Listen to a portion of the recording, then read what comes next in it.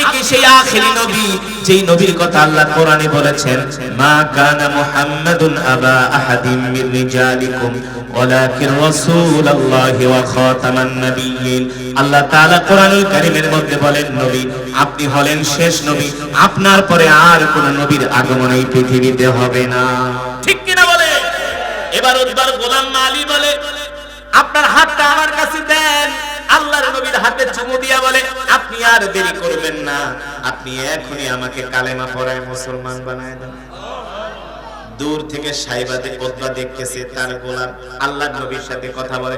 গোলামকে ডাক দিছে, তাআলা ইয়া মালি, এদিকে আয়। ওই যুবকের সাথে কি কথা বলছ? আরে যুবক, তুই চিনোস নাকি? এই যুবক হলো একটা জাদুকর। উতবার গোলাম মালিক আপনি না একটু আগে তার প্রশংসা করলেন, এখন জাদুকর কইতেছেন নিশ্চয়ই কোনো কি আছে, কারণ আছে। এবার উতবার গোলাম মালিকা শুনেন, আসল জায়গায় হাত দিয়া ফেলাইছি। একটু আগে আপনি তার প্রশংসা করলেন, বললেন তার মতো ভালো মানুষ মক্কায় নাই। এখন আমি একটু তার সাথে গল্প করতেছি, আপনি বলেন সে হলো জাদুকর। আসলে সে জাদুকর নয়, মিথ্যাবাদী নয়, সে হলো নবী। কই তুই জানোস কিভাবে? কে? আমি তার নাম তাওরাত কিতাবের মধ্যে শুনেছি। আল্লাহু আকবার। আমি ইহুদিদের মুখে শুনেছি শেষ জামানায় একজন নবীর আবির্ভাব হবে, যার নাম হবে মুহাম্মদ ইবনে আব্দুল্লাহ। সে কালেমার দাওয়াত দেওয়ার জন্য তায়েফে আসবে। আর আমিও তায়েফে আপনার বাগানে চাকরি করতেছি এই নবীকে পাওয়ার জন্য। এখন এই নবীকে পায়া গেছি, আমি আর আপনার বাগানে চাকরি করব না, আমি তার হাতে হাত রেখে কালেমা পড়ে মুসলমান হয়ে গিয়েছি। উতবার গোলাম মালিক কালেমা পড়ে মুসলমান হয়ে গেল। আল্লাহু আকবার। আল্লাহর নবী এবার তায়েফ থেকে আবার মক্কায় গেল। মক্কার কাফেরদেরকে দ্বীনের দাওয়াত দেয়। মক্কার কাফেররা আল্লাহর নবীর উপরে এত অত্যাচার করে, এত নির্যাতন করে, জুলুম করে, নির্যাতনের মাত্রা এমন বাড়িয়ে দিয়েছে মক্কার কাফেররা। আল্লাহর নবী রাস্তা দিয়ে হাঁটে, মক্কার কাফেররা আল্লাহর নবীর হাঁটার পথে কাঁটা বিছিয়ে রাখে। আল্লাহর নবী নামাজ পড়তে যায়, মক্কার কাফেররা আল্লাহর নবীর গায়ে ঢিল ছুঁড়ে, নাউজুবিল্লাহ বলে। আল্লাহর নবী সিজদায় যায়, আবু জেহেল উটের পচা নাড়ি ভুঁড়ি এনে আল্লাহর নবীর পিঠের উপরে চাপায় দেয়। এমন অত্যাচার, নির্যাতন, জুলুম করতেছে মক্কার কাফেররা। আল্লাহর নবী ডাক দিয়া, আল্লাহ তাআলা আল্লাহর নবীকে ডাক দিয়া বলে, হাবিব আপনি আর মক্কায় থাকবেন না, এখন মক্কায় থাকা আপনার জন্য নিরাপদ না, এবার আপনি মক্কা থেকে হিজরত করে মদিনায় চলে যান। আল্লাহু আকবার। আল্লাহ তাআলার এই পয়গাম শুনে আল্লাহর নবী কষ্ট পাইলেন, কারণ মক্কা হলো বাবার দেশ, মক্কা হলো মায়ের দেশ, মক্কা হলো তার জন্মভূমি। কেউ তার জন্মভূমি ছেড়ে যেতে চায় না, ঠিক কিনা বলে? এই বাংলাদেশে 20 লক্ষ রোহিঙ্গা আছে, রাখাইনের মুসলমান আছে। আমি মাঝে মাঝে সেই কক্সবাজারে উখিয়াতে মাহফিল করতে যাই, অনেক রোহিঙ্গারা মাহফিলে আসে। রোহিঙ্গাদেরকে জিজ্ঞেস করি, ভাই দেশ ছাইরা চলে আসছেন কারণ কি? বলে হুজুর ওই রাখাইনের বৌদ্ধরা আমাদেরকে বলেছিল, তোমরা যদি কালেমা পড়ে মুসলমান হও তাহলে মায়ানমার ছাড়তে হবে না, রাখাইন ছাড়তে হবে না, তোমাদের গায়ে কেউ একটা ফুলের টোকাও দিবে না। হুজুর আমরা শুধু ইসলাম ধর্মের উপরে প্রতিষ্ঠিত থাকার কারণে আমরা মুসলমান ধর্ম যদি ত্যাগ করি ওরা আমাদেরকে কিছুই বলবে না, শুধু ইসলাম ধর্মের উপরে থাকার কারণে ওরা আমাদের উপর অত্যাচার করে। শত অত্যাচার, নির্যাতন, জুলুম সহ্য করেছে, তারপরেও ইসলাম ছেড়ে দেয় নাই, ঠিক কিনা বলে? আল্লাহর নবীকে আল্লাহ তাআলা নির্দেশ দিলেন, হাবিব এবার আপনি মক্কা ছাড়েন। আল্লাহর নবী এত কষ্ট পাইলেন, আল্লাহ তাআলা তার হাবিবের চেহারা দেখে বুঝতে পারলেন নবী মক্কা ছেড়ে যেতে চায় না। কে চায় তার বাপ দাদার ভিটা ছাড়তে? আপনারা চাইবেন? মাইরা ফেলাইলেন, ঠিক কিনা বলে? বাপ দাদার ভিটা কেউ ছাড়তে চায় না। যখন নদী ভেঙে বাপ দাদার ভিটা নদীতে নিয়ে যায় তখন মানুষ তাকায় তাকায় কাঁদে। কাঁদে কি কাঁদে না? কারণ বাপ দাদার ভিটার জন্য সবার একটা মায়া আছে, ভালোবাসা আছে, এটা ভাষায় প্রকাশ করা সম্ভব। আল্লাহ তাআলা ডাক দিয়া বলে, হাবিব আমি বুঝতেছি আপনার মক্কা ছেড়ে মদিনায় যেতে ভালো লাগে না। এই মক্কা হলো আপনার বাবার দেশ, মায়ের দেশ। ইদা জাআ নাসরুল্লাহি ওয়াল ফাত ওয়া রাআইতান নাসা ইয়াদখুলুনা ফি দীনিল্লাহি আফওয়াজা। নবী গো আপনি একটু কষ্ট করেন, একটু কষ্ট করেন, দেখবেন আর কিছুদিন পরে আমি মক্কার কাফেররা দলে দলে আপনার হাতে হাত রেখে কালেমা পড়ে মুসলমান হয়ে যাবে। আল্লাহু আকবার। এখন আপনি মক্কায় যাচ্ছেন হিজরত করে, আর কিছুদিন পরে আমি আল্লাহ আপনাকে মক্কার বাদশা বানাই আপনাকে মক্কায় ফিরায় আনবো। সুবহানাল্লাহ। আল্লাহর পয়গম্বর রাহমাতুল লিল আলামিন সাইয়েদনা আবু বকরকে সাথে নিয়ে এবার মদিনার দিকে রওনা করলেন। হিজরত শুরু হয়ে গেল। হিজরতের সাথী হলেন সাইয়েদনা আবু বকর। সাইয়েদনা আবু বকর বলে, আমি আল্লাহর নবীকে নিয়ে মক্কার পাহাড়ি পথ, আঁকাবাঁকা পথ দিয়া হেঁটে হেঁটে আমরা মদিনার দিকে যাচ্ছি। মক্কা থেকে প্রায় মদিনার দূরত্ব হলো 550 কিলোমিটার। এটা হলো বর্তমান রাস্তা। সেই 1450 বছর আগে 550 কিলোমিটার নয়, আঁকাবাঁকা রাস্তা, পাহাড়ি রাস্তা, মরুভূমির রাস্তা। তার মানে হলো রাস্তা হলো 3 গুণ, প্রায় 1500 কিলোমিটার। বর্তমানের বিজ্ঞানীরা অবাক হয়ে যায়, সেই 1450 বছর আগে আল্লাহর নবী রাহমাতুল লিল আলামিন কিভাবে হেঁটে হেঁটে গেলেন, কিভাবে ঘোড়ার পিঠে করে 1500 কিলোমিটার পথ পাড়ি দিলেন।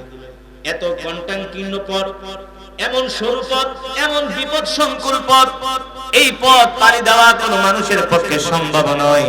সাহায্য করেছেন কে? আর জোরে বলেন।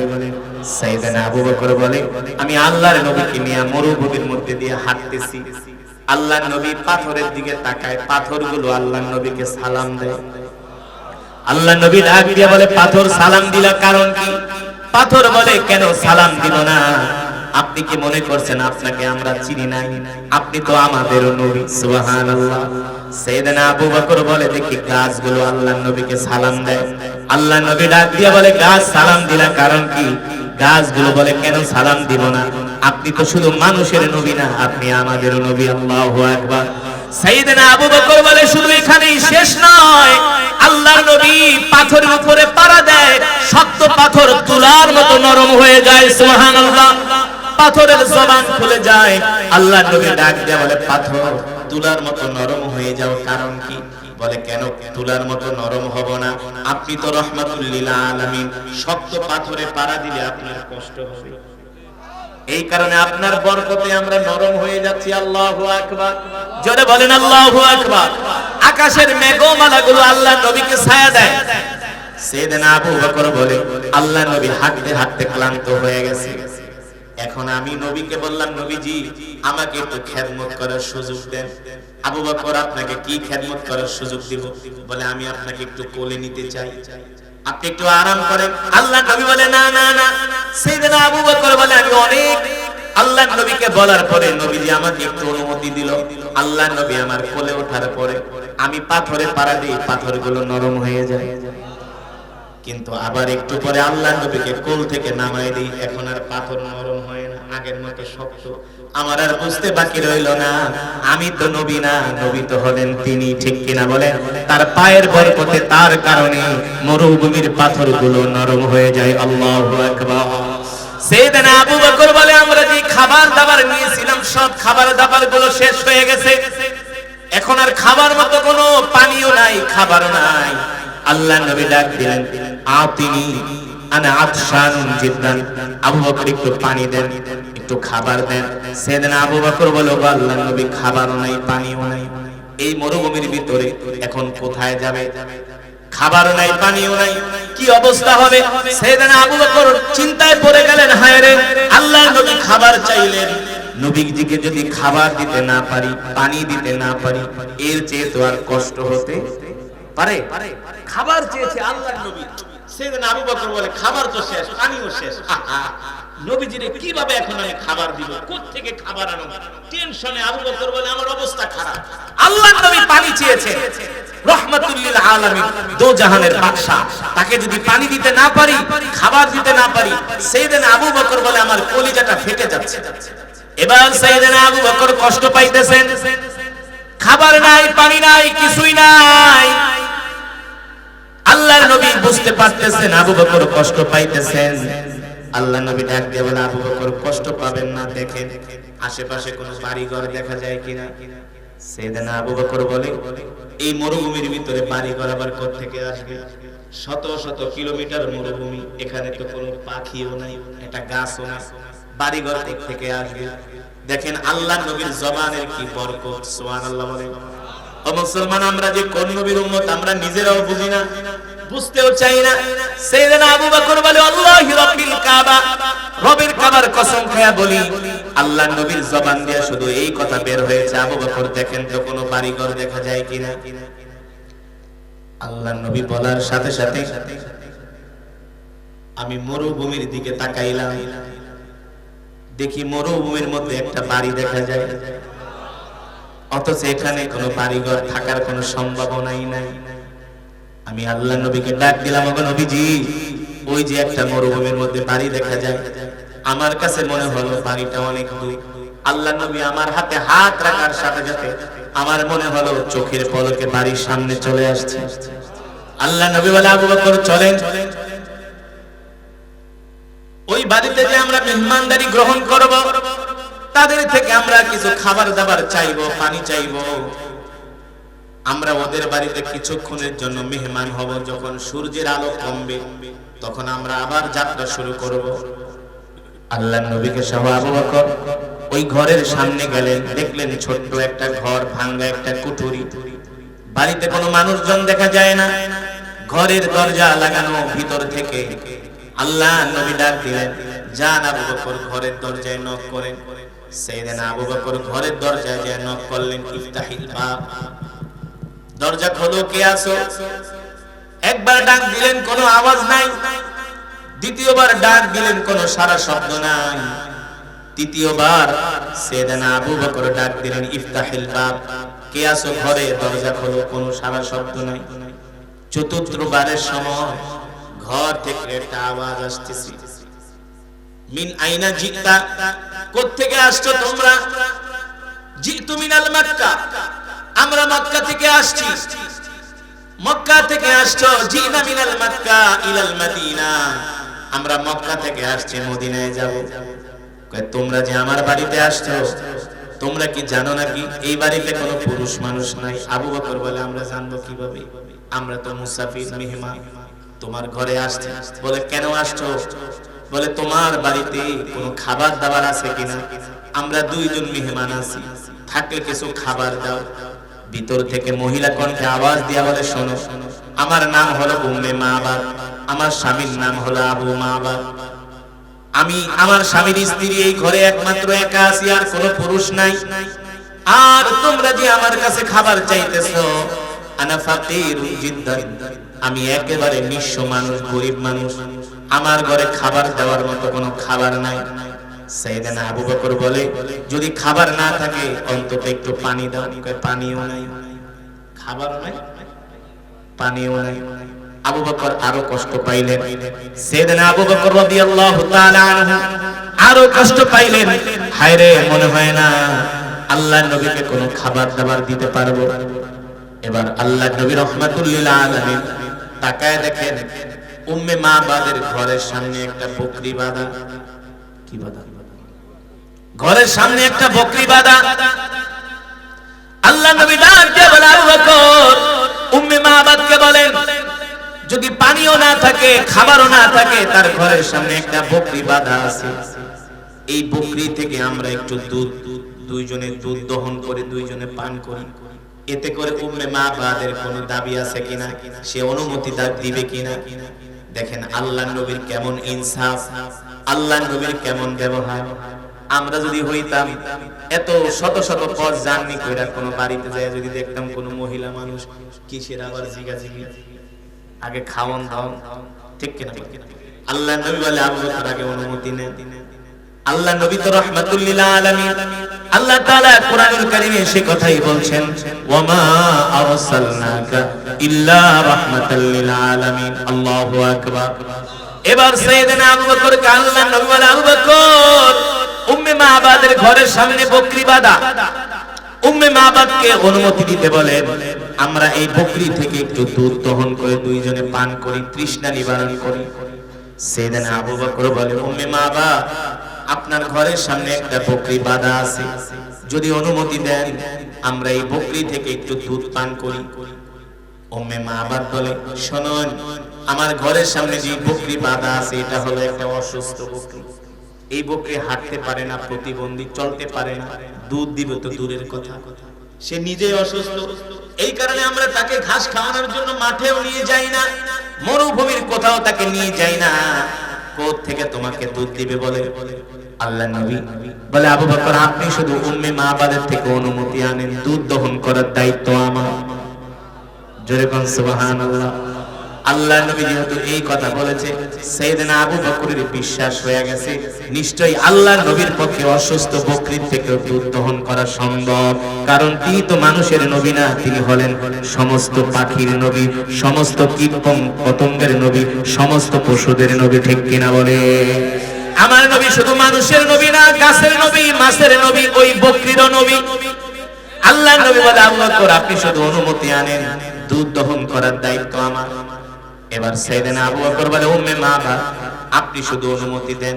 মহিলা মানুষ একবার দুইবার বলার পরে রাগ করছে, বলতেছি অসুস্থ বকরি, দুধ দিবে কোথা থেকে? আমার কথাকে তোমাদের বিশ্বাস হয় না। আবু বকর বলে, শুধু অনুমতি দেন, দুধ দহন করার দায়িত্ব আমাদের। এবার উম্মে মাবা রাগ কইরা তিনি বলে, ঠিক আছে যাও, পারলে দুধ দহন করে খাও, আমার কোনো অসুবিধা নাই, আমার কোনো দাবি নাই। আল্লাহর নবী বলে, আবু বকর তাহলে একটা পাত্র দিতে বলে, কারণ দুধ দহন করে কোথায় রাখবে? উম্মে মাবাদ একটা ছোট পাত্র দিলেন। আল্লাহর নবী বলে, আবু বকর এই ছোট পাত্রে হবে না, বড় পাত্র দিতে বলেন। মহিলা মানুষ আবার রাগ করছে, সুবহানাল্লাহ বলে।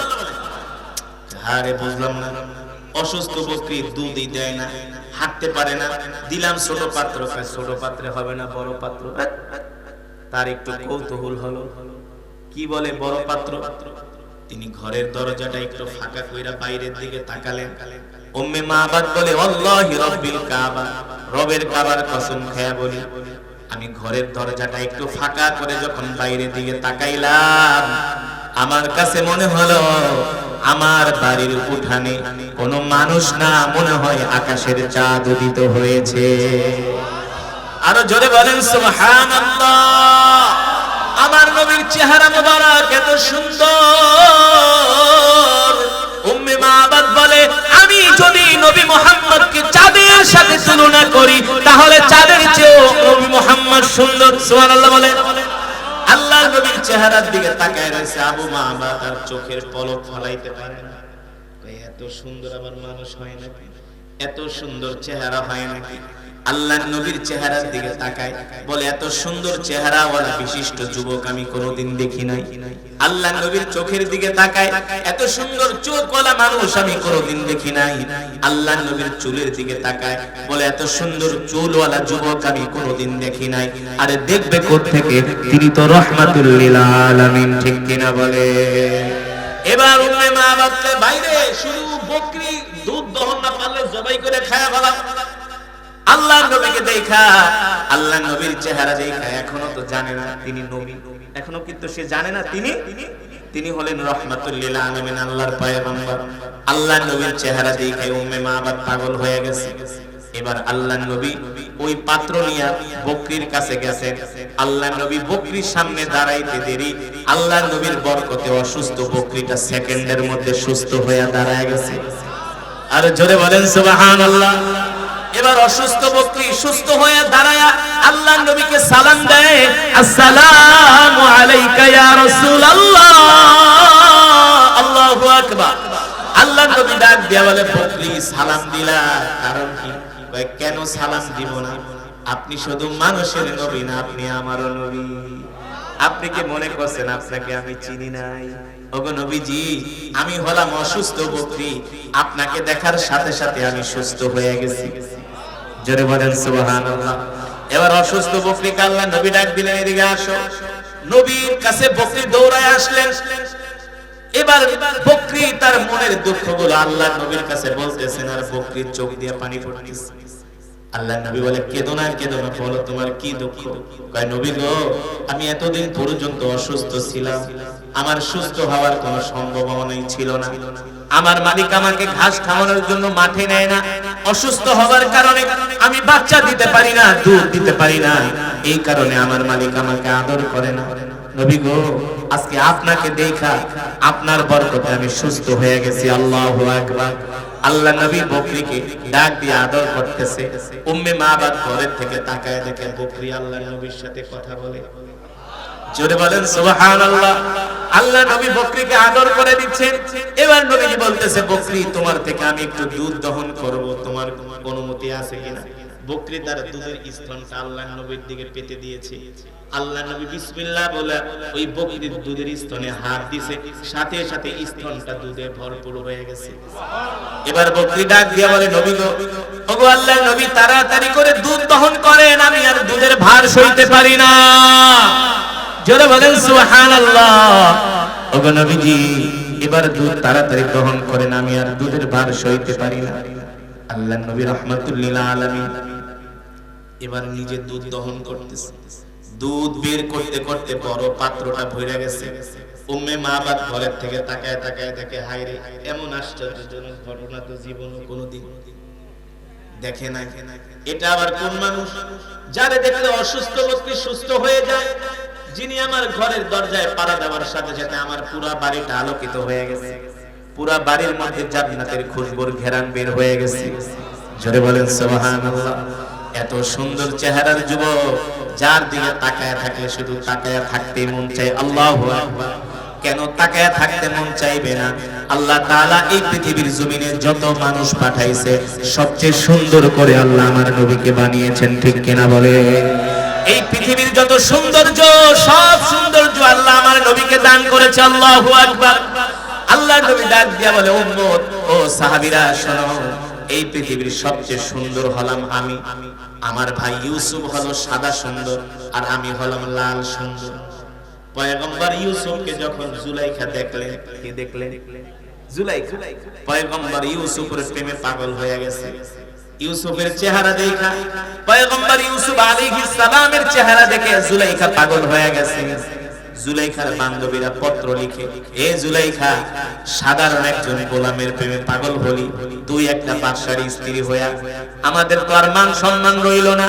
জুলাইখা ছিলেন বুদ্ধিমতী, তিনি তার বান্ধবীদেরকে রাজপ্রাসাদে ডাকলেন, ডাইকা বললেন, শোনো, এতদিন পর্যন্ত তোমরা আমার নামে বদনাম করেছো, তোমরা আমাকে দূর থেকে বৎসনা দিয়েছো।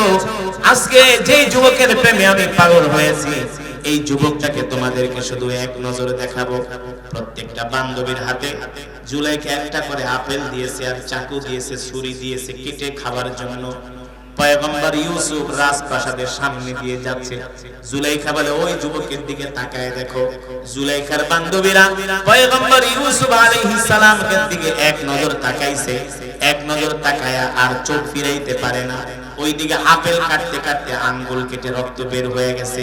জুলাইখার বান্ধবীদের কোনো খবর নাই। এবার জুলাইখা আয়েশা বলে, ব্যাপার কি, তোমরা আঙ্গুল কাটছো কেন?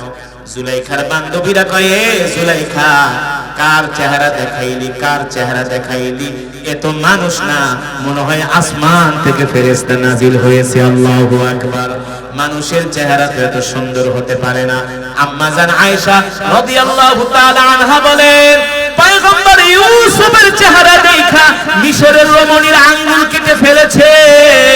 আমার স্বামী মুহাম্মদ সাল্লাল্লাহু আলাইহি সাল্লামের চেহারা যদি মিশরের রমণীরা দেখতো, আঙ্গুল কাটতো না, কলিজা কাইটা ফালাইতো, তারপরে তারা আল্লাহর নবীর চেহারা থেকে নজর ফিরাতে পারতো না। আল্লাহু